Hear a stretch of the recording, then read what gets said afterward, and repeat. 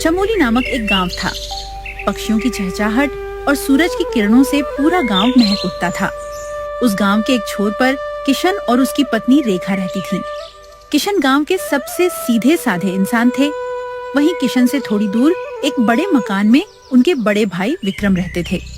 किशन बहुत ही सीधा साधा और भोला भाला इंसान था और किशन की पत्नी घर के सारे काम करती थी और कभी-कभी किशन के साथ खेत में भी जाती थी।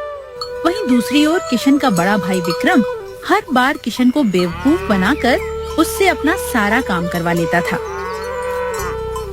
एक दिन सुबह किशन तैयार होकर काम पे जाने ही वाला था कि तभी रेखा उसके सामने आकर कहती है, सुनो जी, मेरी एक बात ध्यान से सुनो। तुम्हारे सीधेपन का फायदा हर कोई उठाता है और सबसे ज्यादा तुम्हारे अपने भैया। वह तुम्हारी अच्छाई का फायदा उठाकर तुम्हें हर बार बेवकूफ बनाते हैं और अपना सारा काम तुमसे करवा लेते हैं। तुम्हें यह सब समझ क्यों नहीं आता? तुम्हें समझाना तो जैसे पत्थर पर सिर पटकने जैसा है, बिल्कुल बेकार। तुम कभी नहीं समझोगे क्योंकि तुम अपने भैया पर आंखें बंद करके अंधा विश्वास जो करते हो। रेखा, तुम मेरे भैया को गलत समझ रही हो। ऐसा मत कहो, वो मेरे बड़े भाई हैं। वो भला मुझे बेवकूफ क्यों बनाएंगे? मैं तो उनका छोटा भाई हूँ। हम एक ही खून हैं।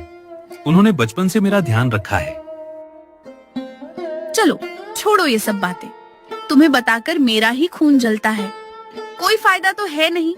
तुम एक काम करो, घर के लिए सब्जी ले आओ। और हाँ, आज मेरा मन मछली खाने का है तो थोड़ी ताजी मछली भी लेते आना। अच्छा ठीक है, तुम गुस्सा मत करो। तुम बस खाना बनाने की तैयारी करो। मैं अभी बाजार जाता हूँ और तुम्हारे लिए सबसे अच्छी सब्जियाँ और ताजी मछली खरीद कर लाता हूँ। ठीक है, जा रहे हो तो सुनो। बाजार पहुंचकर जल्दी से सारा सामान खरीदना और वहां से सीधे घर चले आना। रास्ते में कहीं रुकना मत। और अगर गांव का कोई भी तुम्हें कोई काम करने को कहे या अपनी बातों में उलझाने की कोशिश करे तो तुम उनकी बात बिल्कुल मत सुनना और ना ही कोई काम करना। समझे? तुम इतनी चिंता मत करो, मुझे सब याद है। मैं बाजार से सब्जी लेकर सीधा घर आ जाऊंगा। रास्ते में मैं किसी से कोई बात नहीं करूंगा, बस अपने काम से काम रखूंगा। यह कहकर किशन घर से निकलकर बाजार की ओर चल दिए।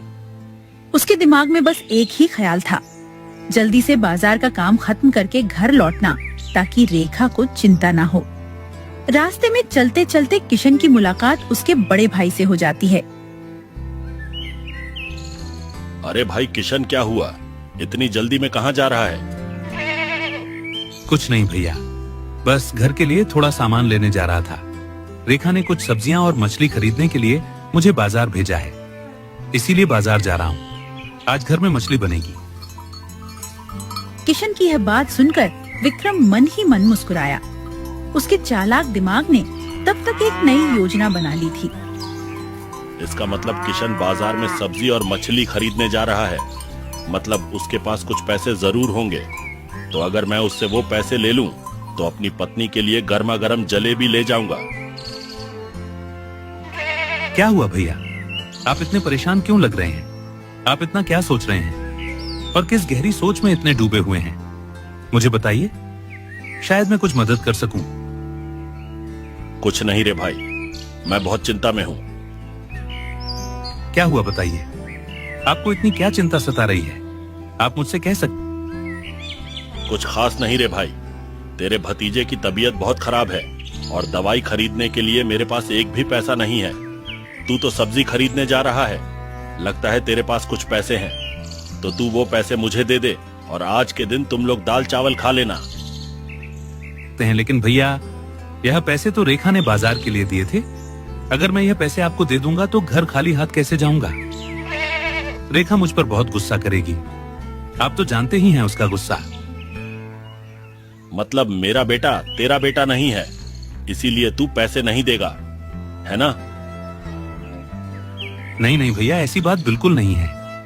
आप ऐसा मत सोचिए। अपनों की सेहत से बढ़कर कुछ नहीं है। आप ये पैसे मुझसे ले जाइए और आज हम दाल चावल से काम चला लेंगे। उसके बाद किशन अपने सारे पैसे विक्रम को दे देता है। आप जल्दी से इन पैसों से अपने बच्चे के लिए दवाई खरीद कर ले जाइए। भगवान तेरा भला करे रे किशन। मैं जल्दी से दवाई खरीद कर लाता हूँ, बहुत देर हो गई है। यह कहकर विक्रम वहाँ से चला गया। किशन बिना खरीदारी किए खाली हाथ घर लौट आया। उसका मन भारी था। वह समझ नहीं पा रहा था कि उसने सही किया या गलत। घर लौटकर जब किशन ने रेखा को सब कुछ बताया तो रेखा बहुत गुस्सा हो गया। उसकी आंखों में आग थी और चेहरे पर ऐसी कठोरता थी जो किशन ने पहले कभी नहीं देखी थी। चुप हो जाओ, एक शब्द भी मत कहना। सुनो, मुझे तुम्हारी कोई कहानी नहीं सुननी कि क्या हुआ और क्या नहीं। और सच कहूँ तो मैं अब जानना भी नहीं चाहती। तुम्हारे भोलेपन की कहानियां सुन सुनकर मेरे कान पक गए हैं। लेकिन एक बात कान खोलकर सुन लो, आज मैं मछली के बिना एक दाना भी नहीं खाऊंगी। अब तुम चाहे कहीं से भी कमाओ, जैसे भी कमाओ, मुझे नहीं पता। मेरे लिए बाजार से सब्जी और मछली खरीद कर लाओ। लेकिन रेखा, तुम ही सोचो, इस दोपहर में मुझे भला कौन काम देगा? सब अपने अपने काम में लगे हैं। अभी इस समय काम ढूंढना बहुत मुश्किल है। तुम थोड़ा समझने की कोशिश करो। ठीक है, अगर तुम्हें लगता है कि इस समय तुम्हें गांव में कोई काम नहीं मिलेगा तो मेरे पास एक और उपाय है।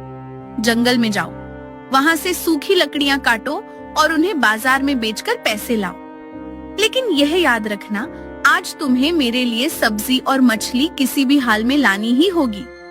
अगर आज घर में मछली नहीं आई तो समझ लेना कि इस घर में चूल्हा नहीं चलेगा। मैं खाना ही नहीं बनाऊंगी। ठीक है रेखा, तुम इतना गुस्सा मत करो। थोड़ा शांत हो जाओ। मैं तुम्हारी इच्छा जरूर पूरी करूंगा। मैं अभी जा रहा हूं और देखता हूं कि कहीं कोई काम मिलता है या नहीं। मैं खाली हाथ नहीं लौटूंगा। उसके बाद रेखा रसोई घर में जाती है। किशन जंगल के रास्ते पर चलने लगा। उसके मन में गहरी निराशा थी। उसे पता नहीं था कि कहाँ जाए, क्या करे। कुछ दूर जाने पर उसे एक पेड़ के नीचे एक बूढ़ी औरत दिखाई दी। प्रणाम अम्मा, आपको मेरा प्रणाम। मुझे आपको देखकर आश्चर्य हुआ। इतने घने जंगल में जहाँ कोई आता जाता नहीं, आप यहाँ अकेले बैठकर क्या कर रही हो? तू बहुत भोला भाला और सीधा साधा इंसान है। मैं तेरे बारे में सब कुछ जानती हूँ। मैं जानती हूँ कि तू यहाँ अपनी पत्नी के डर से आया है, क्योंकि तेरी पत्नी ने तुझे बाजार करने के लिए पैसे दिए थे और तूने वह पैसे अपने भाई को दे दिए। इसी कारण तू जंगल में लकड़ी खोजने आया है।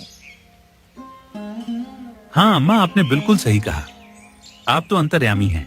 इसका मतलब आप मेरी समस्या के बारे में भी सब जानती हैं। मेरी पत्नी हमेशा कहती है कि गांव के सभी लोग मेरी सादगी का फायदा उठाकर मुझसे अपने सारे काम करवाते हैं। मुझे कभी यकीन नहीं होता था। ये बात तो सच है बेटा कि सब तेरी अच्छाई का फायदा उठाकर तुझसे अपने काम करवाते हैं। लेकिन तू चिंता मत कर, ये कुछ बीज है, इन्हें ले जाकर अपने खेतों में डाल देना। इससे तेरी अच्छी फसल पैदा होगी। उसके बाद अम्मा किशन को वो पोटली दे देती है। ठीक है अम्मा, आपकी बहुत कृपा होगी। मैं आपका यह उपकार कभी नहीं भूलूंगा। आपका बहुत बहुत धन्यवाद। किशन खुश हो गया। उसने अम्मा को धन्यवाद दिया और उस बीज की पोटली लेकर घर लौट आया। उसके मन में एक नई आशा जाग गया। किशन घर जाकर सारी बातें रेखा को बताता है। तुम ये सब क्या कह रहे हो? ये सब संभव नहीं है। जरूर तुम्हें कुछ गलतफहमी हुई है। ठीक है, तुम्हें जो कहना है कहो, पर मुझे उन अम्मा पर पूरा विश्वास है। कल सुबह होते ही हम इन बीजों को खेत में जाकर बो देंगे। उसके बाद ही पता चलेगा कि यह बीज सच में काम के हैं या नहीं। ठीक है, लेकिन तुमने देखा कि मैं इतने दिन से तुम्हें क्या कहना चाहती थी।